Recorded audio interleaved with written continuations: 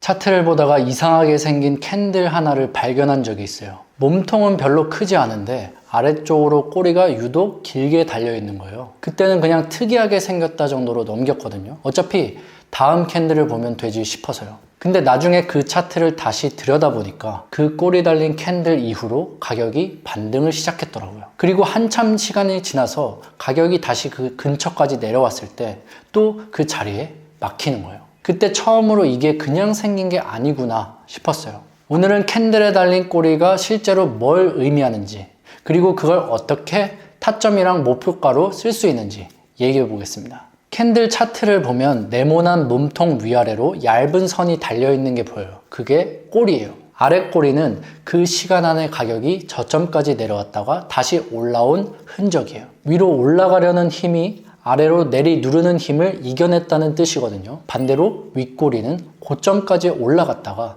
다시 밀려 내려온 흔적이고요. 팔려는 힘이 더 강했다는 거죠. 말로 하면 단순한데 이 꼬리 하나에 그 시간대에 시장에서 오간 공방이 그대로 담겨 있는 거예요. 어느 쪽이 이겼는지가 꼬리 방향으로 나타나는 거거든요. 꼬리가 달린다는 건 그 가격대에서 한쪽 세력이 밀려났다는 뜻이에요. 예를 들어서 아래 꼬리가 길게 달렸다고 해볼게요. 그 자리까지 가격이 내려왔을 때 매수세가 강하게 들어와서 밀어올린 거잖아요. 그 매수세를 넣은 사람들 입장에서는 자기가 진입한 가격이 그 꼬리 끝 근처예요. 나중에 가격이 다시 그 근처까지 내려오면 그 사람들이 반응을 하거든요. 아직 포지션을 들고 있는 사람은 버티는 자리가 되고 새로 진입하려던 사람은 다시 한번 기회가 왔다고 보는 거예요. 그래서 같은 자리에서 비슷한 반응이 나오는 경향이 생기는 거죠. 윗꼬리도 마찬가지예요.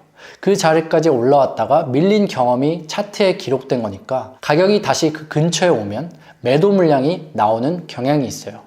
이전에 고점에서 몰린 사람들이 본전 근처에서 팔려고 기다리고 있거든요. 이걸 좀 구체적으로 생각해 볼게요. 나스닥이 19,200포인트 근처에서 큰 아랫꼬리를 달고 반등했다고 해볼게요. 그 꼬리 끝인 19,200 근처에서 강하게 매수세가 들어온 거잖아요.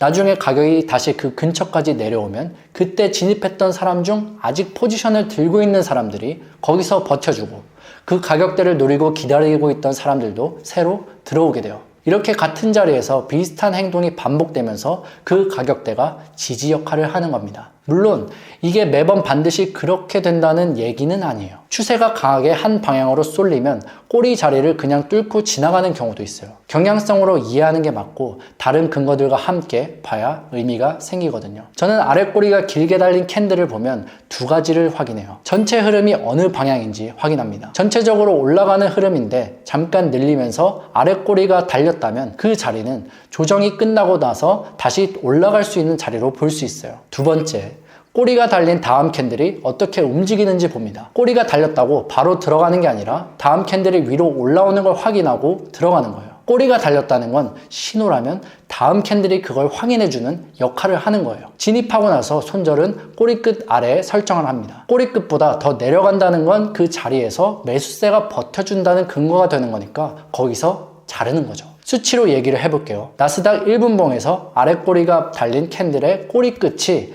19,200포인트고 몸통 상단이 19,230포인트라고 해볼게요. 다음 캔들이 19,230 위로 올라오는 걸 확인하고 진입하는 거예요. 목표가는 전고점이나 위쪽 꼬리 자리인 19,280 근처로 잡으면 손절은 35포인트, 수익 구간은 50포인트가 되는 구조예요. 한 포인트당 500원짜리 계약이라면 손절 시 17,500원 손실, 목표 도달 시 25,000원 수익이 되는 거거든요.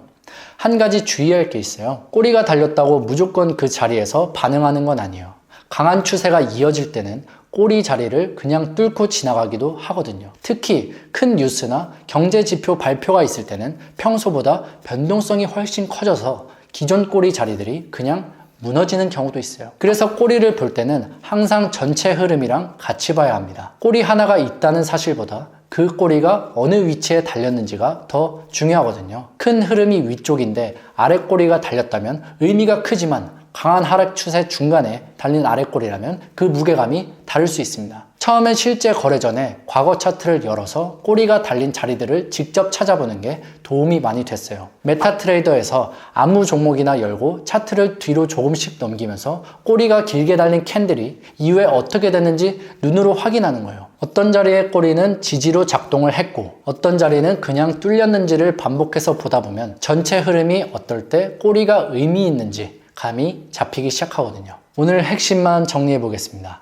아래 꼬리는 그 자리에서 매수세가 막아낸 흔적이고 윗꼬리는 매도세가 막아낸 흔적이에요. 그 흔적이 남아있는 가격대는 나중에 비슷한 반응이 나오는 경향이 있어서 타점을 잡을 때도 쓸 수 있고 목표가를 설정할 때도 활용할 수 있습니다. 꼬리 하나가 이렇게 두 가지로 쓰인다는 게 처음엔 신기했는데 알고 나면 차트가 조금씩 다르게 보이기 시작합니다. 직접 과거 차트를 열어서 꼬리 달린 자리들을 찾아보고 그 이후에 어떻게 됐는지 눈으로 확인해 보시면 감이 잡힐 겁니다. 오늘 영상이 도움이 됐다면 좋아요와 구독 눌러주시고 실제로 계좌를 만들어서 시작해보고 싶으신 분들은 채널 설명란 링크 확인해 주세요.